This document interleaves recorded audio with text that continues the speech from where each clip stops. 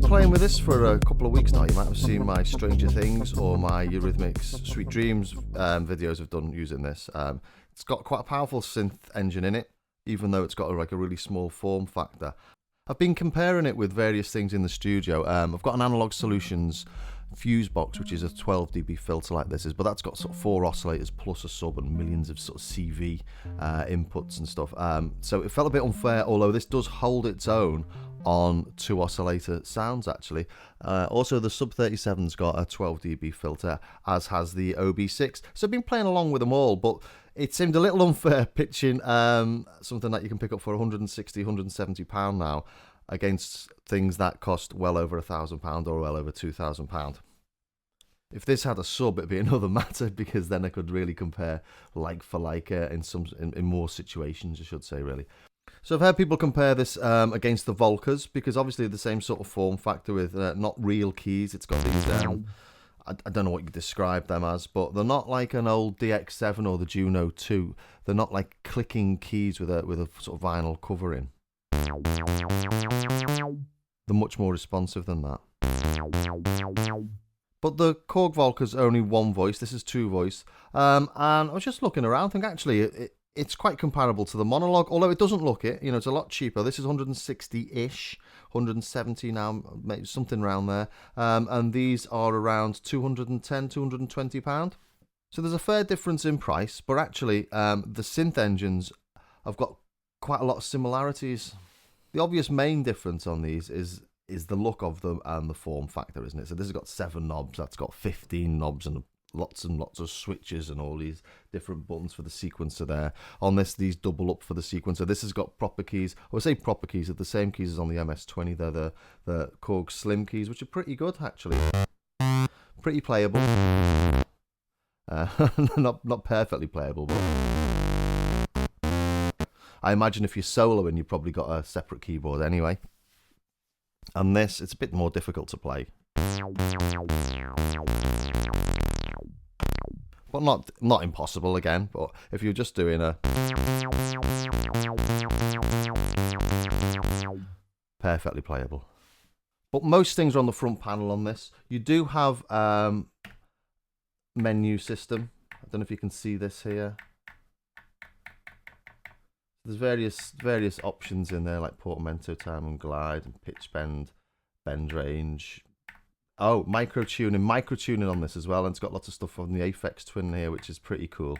This doesn't do micro-tuning, as most things don't. It's really something I've not really looked at myself, but it's really interesting, and I am actually gonna, and I've looked into this, I really am gonna have a little play with the micro-tuning. Maybe not so good if you're trying to play stuff with vocals in it, but for sort of esoteric electronic stuff, I'm definitely gonna have a little play with that. And this has got this matrix for editing, so you pick your selection here, the oscillator, filter, envelope, LFO, and then you change the parameters using this. But it does come with a free Mac, PC, iOS, maybe Android, I'm not sure if it's got Android as well, editor, and actually gives you access to some more facilities that aren't available via the front panel.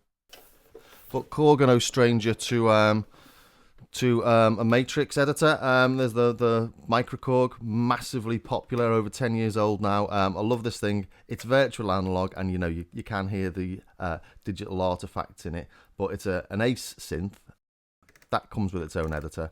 So you know, having an editor and a matrix editor is no particularly bad thing. But there are some things that you can't actually access via the front panel on this, unlike the Micro KORG, where I think you can do everything. I think that's a shame. Originally, you only had on the envelopes attack and decay for the filter and attack and release for the amplitude. But now they've made it so that these buttons, if you hold them and they flash, ADSR, and on the envelope, it's full ADSR. So maybe on the LFO, they could do something where that says PWM, PWM1, PWM2, shape 1, shape 2 or something. It might be quite nice to, so that then more things, or almost everything, will be accessible from this front panel.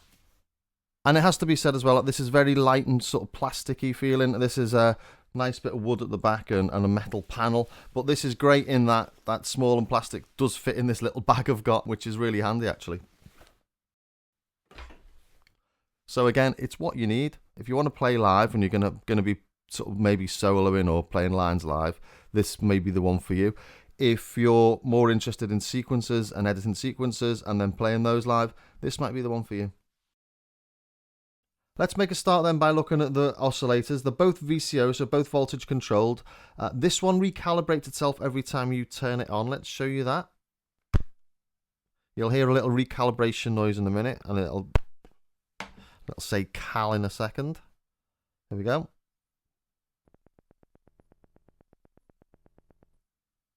So that keeps itself in tune by doing that every time you turn it on, as I say. This keeps itself in tune by retuning its oscillators when you're not using it, apparently. And I read that in an interview between the designer and Aphex Twin. So give this a couple more seconds. There we go. So let's start off with an initial patch. This doesn't have an initial patch function, which would be really handy. I don't know if you press like those three buttons or those three, bringing up just a single sawtooth. I've made one myself, so I'll just load that in.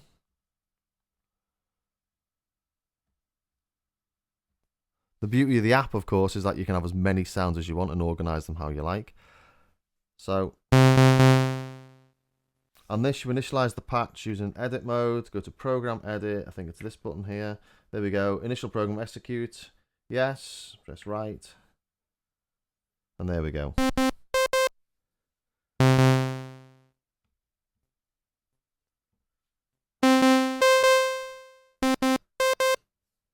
I've got a bit of envelope on there as well.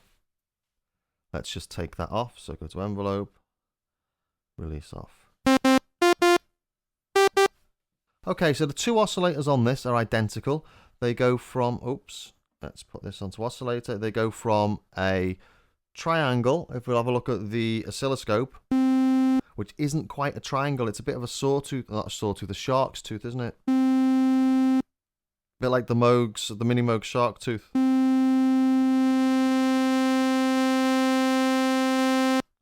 And that goes through to a triangle.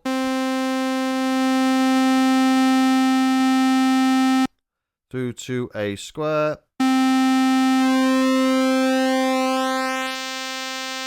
And then to the thin pulse. It doesn't go through zero. They're both identical, both do the same thing. They both do PWM, but you can only access the PWM function via the app. So PWM, add the LFO to it. Let's maybe put it on a square, shall we?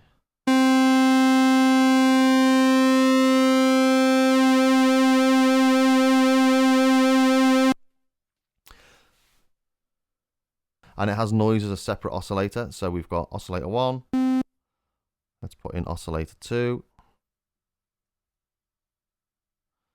Do it on this is probably quicker.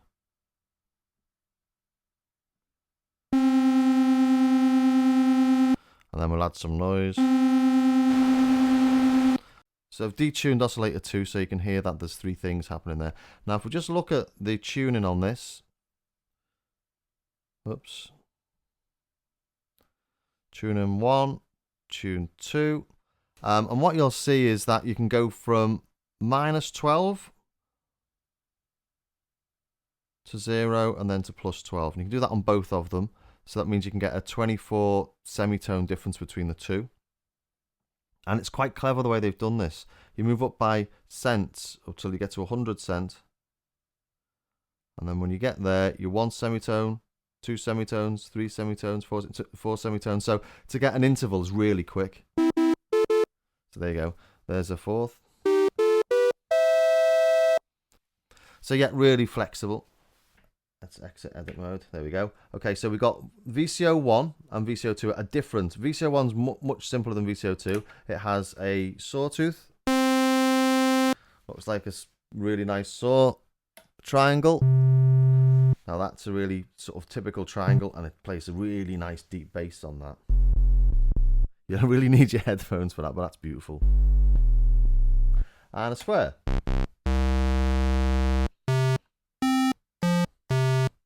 Perfect. All really nice shapes.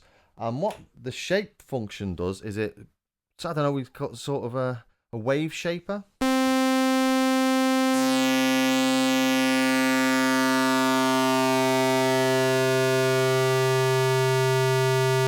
So that's really, really interesting, isn't it? And if you look at the frequency analysis on that, All those extra harmonics are great. Similarly on the triangle.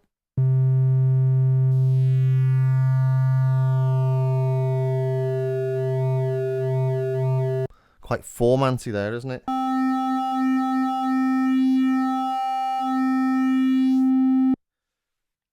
And on oscillator 2, we have the same, but we have noise as well.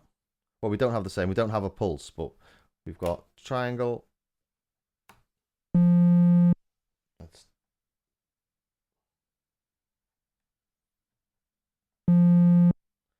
Sawtooth. You'll notice actually the sawtooths are an octave higher than the other wave shapes. So this is a sawtooth, a triangle, and noise. And I think that's pink noise, is it? And similarly on, as I say, on oscillator 1, you've got a triangle, then the sawtooth, and the square. So the sawtooth's an octave higher. Don't know why that is. It doesn't make any real difference to me, I suppose. So to change pitch on this, pitch is fixed on oscillator 1. Pitch on 2, if you look at this screen here, you can see the cents. So here we're at 79. Goes all the way to an octave, so to 1200 cents each way. Which means you've got up to 36 semitone difference between VCO 1 and 2. So we're up there by 2 octaves. And then we add another 12 semitones. Okay, so to get a fourth on this, for example, it's a little bit trickier.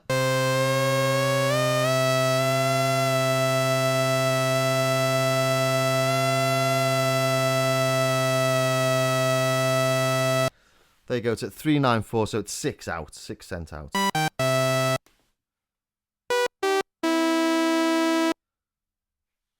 Pull that down so it's the same octave. This also has sync and a ring modulator. So if we look at sync, we'll just change the pitch on VCO 2. And if we use the envelope to change the pitch of 2,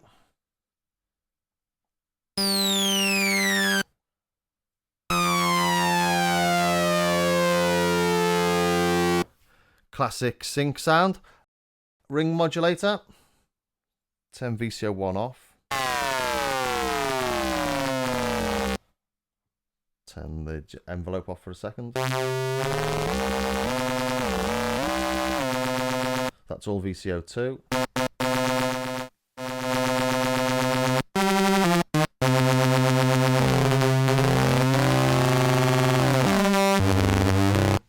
So all sorts of sonic madness you can get out of this that you can't get out of this. But this seems to have, to me, a more vintage sound, a more sort of 70s classic sound. This sounds a bit more brittle, a bit harsher, but which is great in its own way. But they definitely have their own characters. Neither of them have FM, but with these sort of sounds, the ring modulator, for example,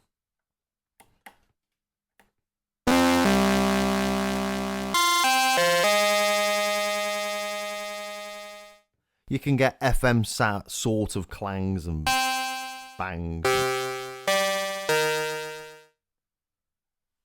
And when we go to the LFO section, I'll show you some more FM style things you can do on this one that you can't do on this one. So from an oscillator perspective, this one seems more flexible just because of those wave shapes and the fact that you can change the pitches by 36 semitones.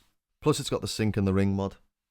Quickly just moving over to the mixer section, they've both got independent mixers, so you've got VCO 1, VCO 2, so you're not blending between the two like you are on some synths like the Rev 2, for example. And this has got independent for level 1, 2, and for the noise as well. So that's on these, 1, 2, and the noise. Okay, just a quick word on PWM as well. So as I say, you can't access PWM from the front panel on this, which is a real shame. It'd be really nice, as I say, if the bottom row here was PW1, PW2, shape 1 and shape 2 or something. If there's a way of doing that, that'd be excellent. But I'll just show you that they're slightly different the way they work. So if we stick this on a square, let's just turn this to a square. There we go. We add PWM with the LFO. So there's no other way of doing that except for there, but we can do everything else on here. So the rate.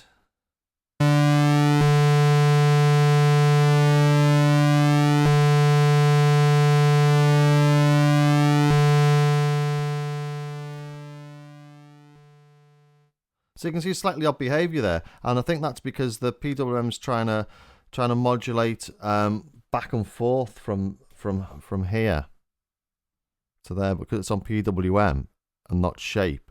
It's trying to stay within this, so it's ignoring that section, as it were, and just moving over a bit there. So it's modulating between there and there, but ignoring anything that's not square.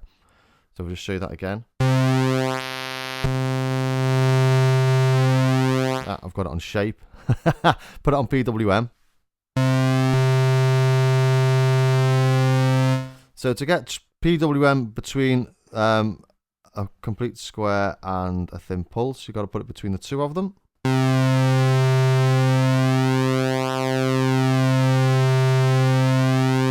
So there you go. Turn that rate up a little bit, and we've got. And then turn the amount down a little.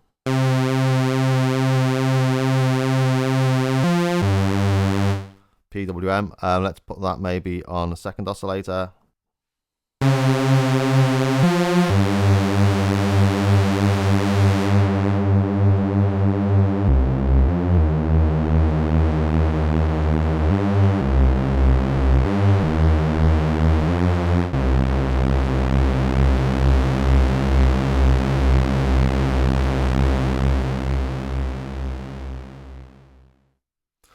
Lovely, but a little bit tricky to set up, just bearing in mind that you need to make sure between the square and the thin pulse. On this it does it differently, more traditionally I suppose. Let's add shape in the LFO, turn the amount up, turn the rate down.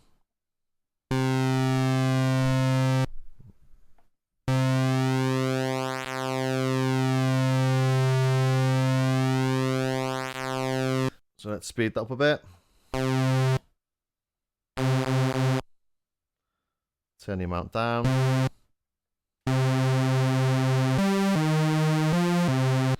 On this course, we can't use the pulse width modulation on the second oscillator because it hasn't got it. Because it's got all those other things.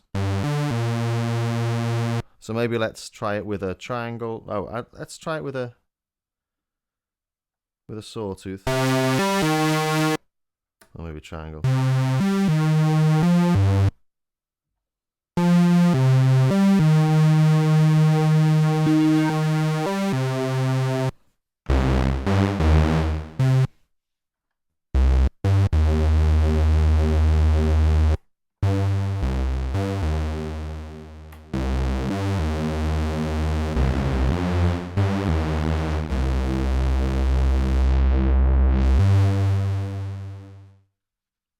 So different, but a little bit unfair doing something that this can do that this can't. But I think that's why I say this sounds a bit more vintage. So my Pro 1, for example, that can do this. Okay, let's take a look at the filters now. They're both 12 dB. The Monologue is low pass only, and the Uno is multi-mode. It's got low pass, high pass, and band pass mode. I've initialized the patches again, so we're back on a sawtooth. Let's have a listen as we sweep through the filter frequencies.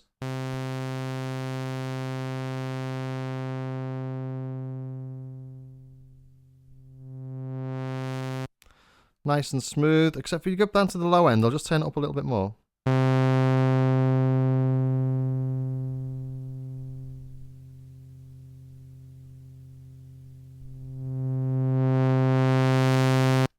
There's a little hum in there, isn't there? It's a bit noisy, this. But I think it's in quite a nice way. As I say, it reminds me of a vintage synth.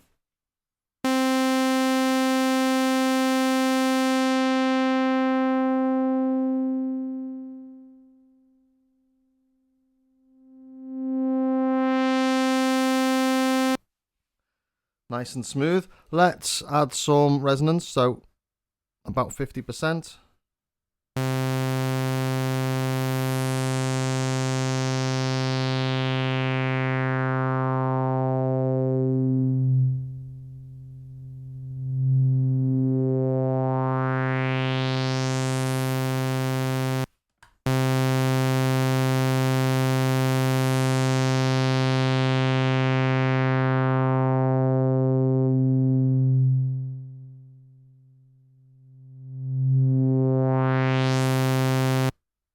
Okay, let's turn this one up full resonance. I might turn the volume down a little as well.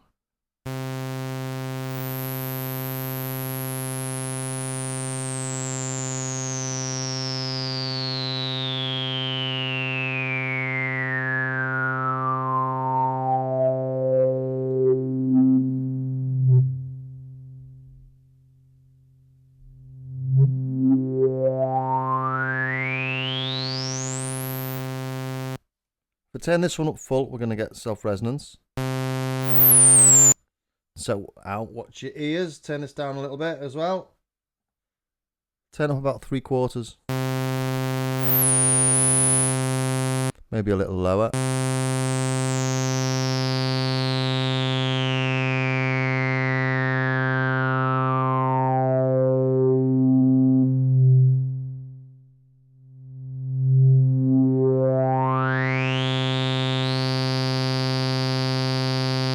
So keep that on 5K. Try that over here.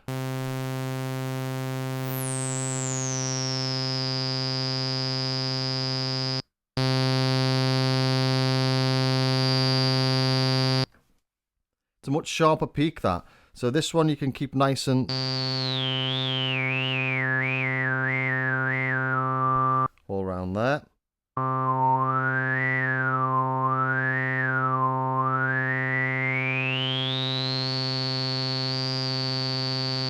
And that's got the resonance at around the same height as the fundamental.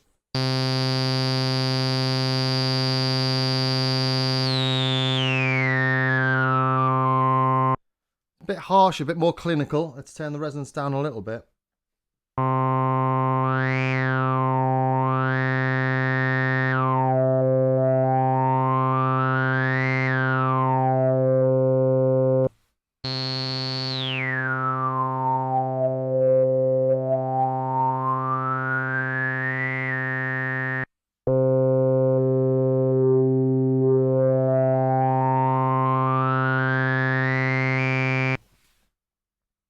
So that I'd say is on around, I don't know, just before 3 o'clock, so between about 2:45 maybe, if that makes any sense to anyone. Is about the same as this on full, but then you can take this way over the edge.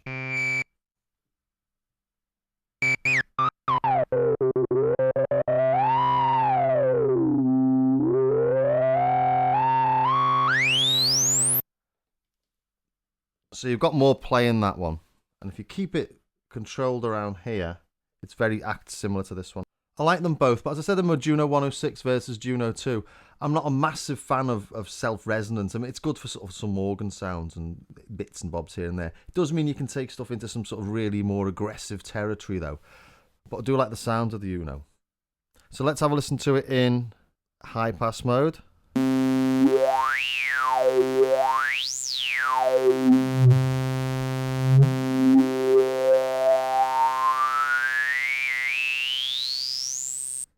Gritty, that, isn't it? Nice. Band pass.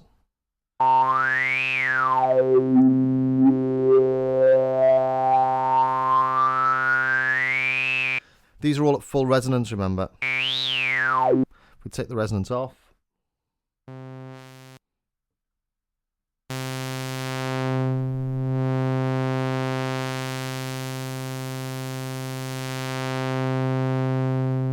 Band pass, so back to high pass.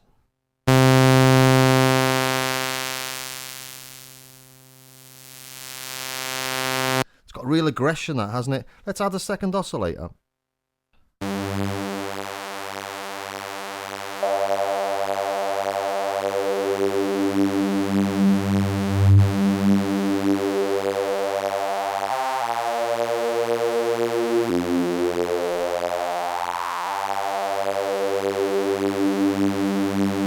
Try that on band pass now, that was high pass.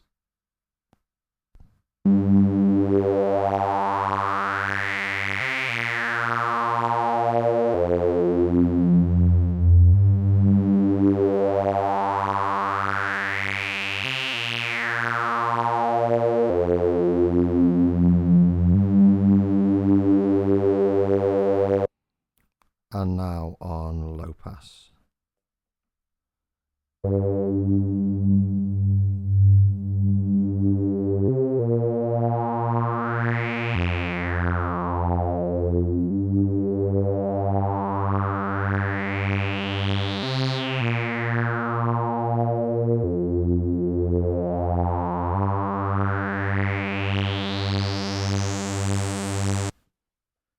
So let's try that over here.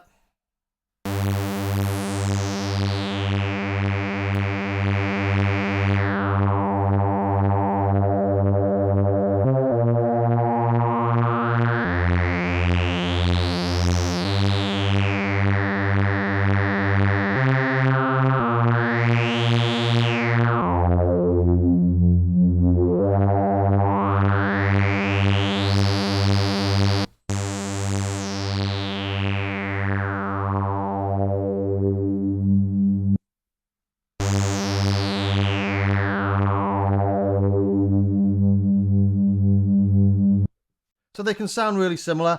This is more flexible than that. So I think so far we've got more flexible oscillators there and a more flexible filter here. Both amazing though when you think about the price of these. 220-ish new now, 160-ish new now. Absolutely fantastic. And they can both take an audio in as well. So moving on to the envelopes. The envelope generator here, we've got a filter and an envelope. We've got two envelopes and a full ADSR on each. On this, we've got this one envelope generator, but you've got different modes. So you've just got attack and release. Let's just pull up a simple sound.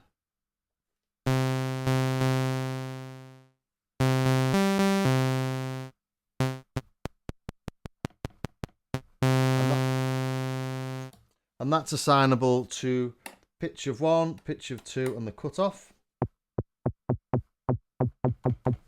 You've got a separate mode here, which is like attack with sustain. So it'll hold on until you let go. And then you've got the release phase,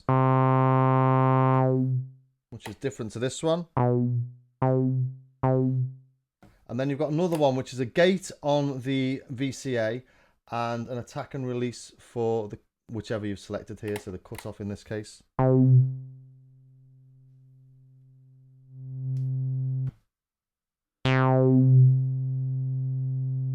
So the amplitude's just staying the same all the way through. A bit like on the Juno 106 where you can choose envelope or just a gate. So yeah, you can adjust the pitch with these.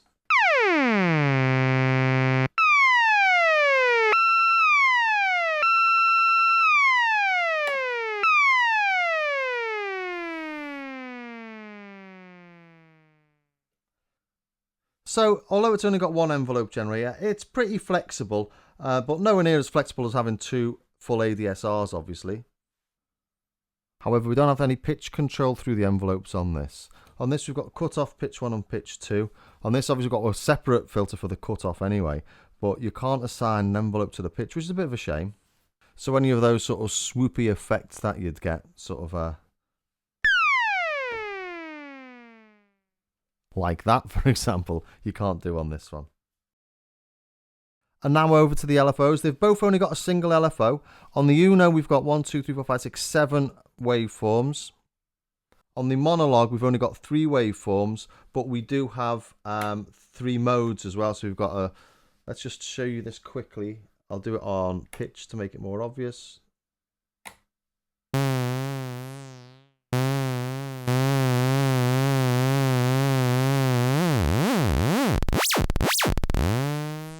So we can go from very slow.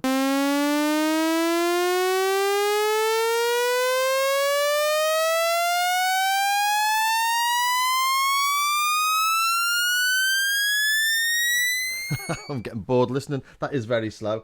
To on slow rate, we've got a maximum of, and then we can go into FM territory, and fast mode starts here. So they cross over.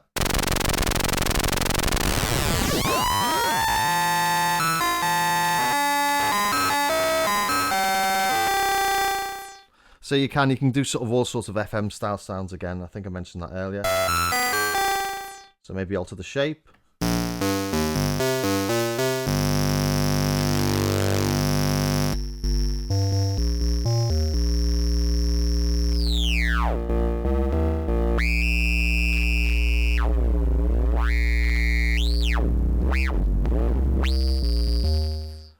That's really powerful when you use the parameter locks. It's called motion here on the sequencer, so you can change this on the, pair note on a sequencer.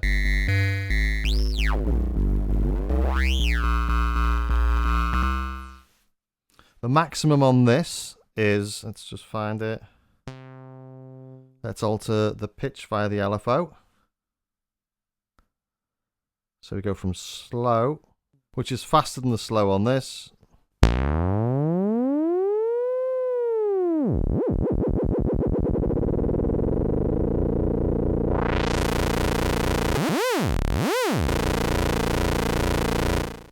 And then when you turn it over above 127, you go into sync mode, so you're syncing against the tempo.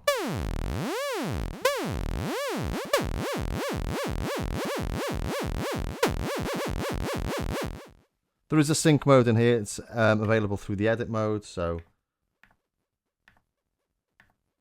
there we go. LFO BPM sync off or on, off. This has also got a one-shot mode, so that pitch, for example, put it on.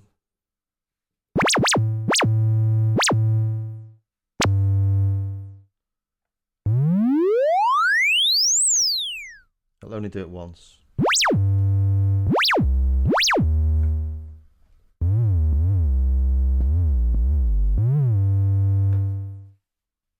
So far we have more flexible LFO on the Monologue, more flexible envelopes on the Uno, a more flexible filter on the Uno, but more flexible VCOs on the Monologue. A couple of things I forgot to mention is the Uno has a reverse envelope, so negative.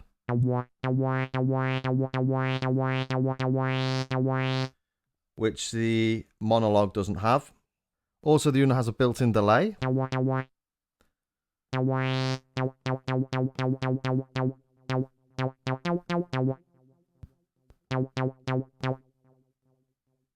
You can adjust the time, but you can't adjust the feedback. So it's not really flexible, but it does help when you're putting a sequence together.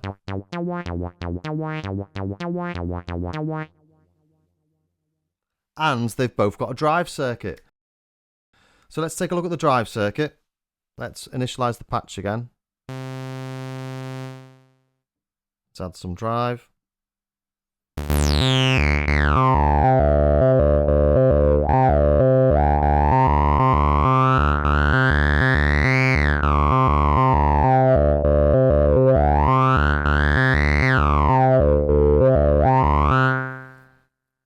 Why don't we try and put that in a sequence actually? So let's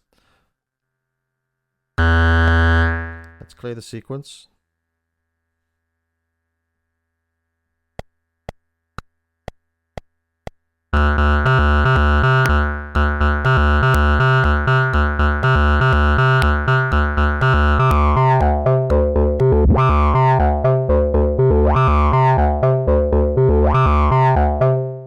So I've recorded in that cut off there, and then it stops recording after one cycle in case you go over what you've done before.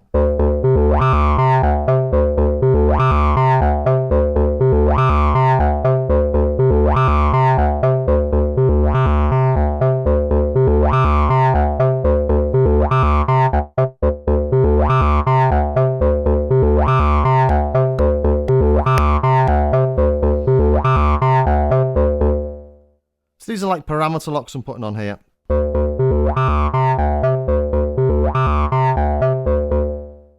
So it can feel quite gritty, that, can't it? Let's do that over here then. I've got a similar sound up.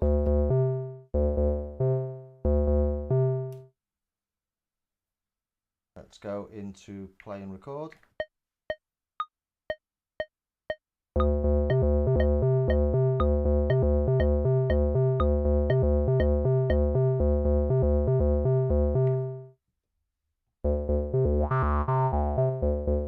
Okay, so let's do something with the cutoff. Let's have a little practice quickly.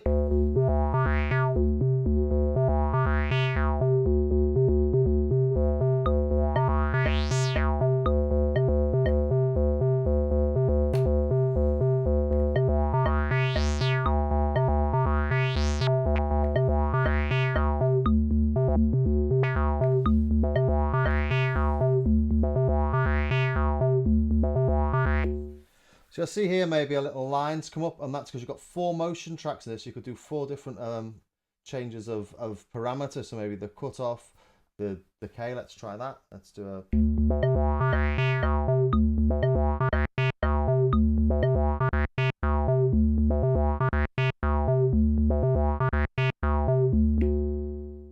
On this, on the Uno, you can do 20 lanes apparently, so 20 different parameter changes per step. On this, you can only do 4, but the 4 that you do, you can see what you've done, so that's quite handy.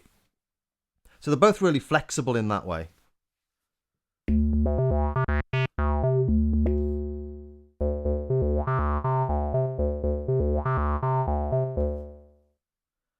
And you can see how they can be brilliant little setups for syncing up to other bits of kit. They've both got the swing function. You access the swing function in the Uno via the app. In this, it's in the edit mode, sequence edit. There's a swing somewhere, step length, resolution, and swing. There you go. And you can adjust the gate length individually on these. You can adjust them on these. So they're similar, but this has got a lot more flexibility in the fact that you can do 20 parameters per step.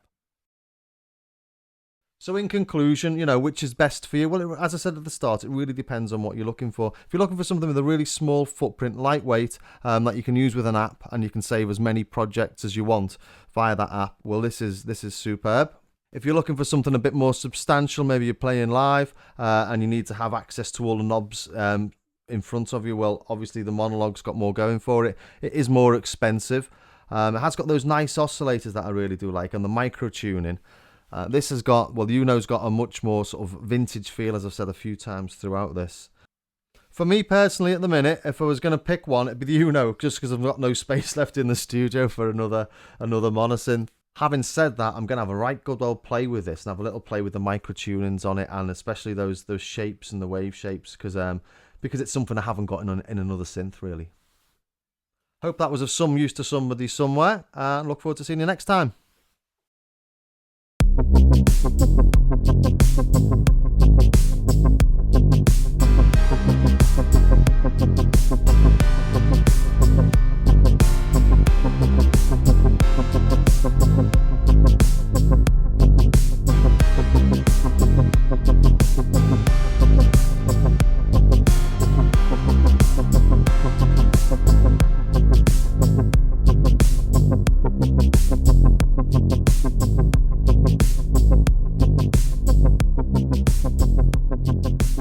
Been playing with this for a couple of weeks now. You might have seen my Stranger Things or my Eurythmics Sweet Dreams videos I've done using this.